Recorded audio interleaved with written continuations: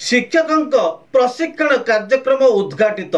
नमस्कार दर्शक बंधु, खबरटी को शेष जाए देखंतु। भल थिले गोटे लाइक दे अन्य को शेयर करंतु। चैनल को सब्सक्राइब करनथिले सब्सक्राइब करंतु। रायगड़ा जिला विद्यालय व गणशिक्षा विभाग पक्षरु आयोजित शिक्षक प्रशिक्षण कार्यक्रम संकल्प आदि पेंटा सरकारी उच्च विद्यालय परिसर रे उद्घाटित हो जायछि। प्रशिक्षण कार्यक्रम रे रायगड़ा, काशीपुर, मुनिगुड़ा, कोलोनरा इत्यादि ब्लॉक रो 50 जन शिक्षक और शिक्षयित्री नूतन शिक्षा नीति 2020 श्रेणी गृह परिचालना, शिक्षार्थी निमंत्रण सरकारी पक्षरु दिया जाउथिबा विभिन्न प्रोत्साहन, गुणात्मक शिक्षार अन्यान्य दिग संपर्क रे प्रशिक्षण दिया जिवो बोली मुख्य अतिथि भाव जोग दैथिबा जिला शिक्षा अधिकारी श्री बसंत कुमार नायक नवागत शिक्षकों को निज दायित्व कर्तव्य संबंध रे सचेतन करथिले। 5 दिन धरी ए कार्यक्रम चलिबो बोली साधन कर्मी भावे मनोज कुमार गौड़ प्रधान शिक्षक पेंटा उच्च विद्यालय सूचना दैथिले।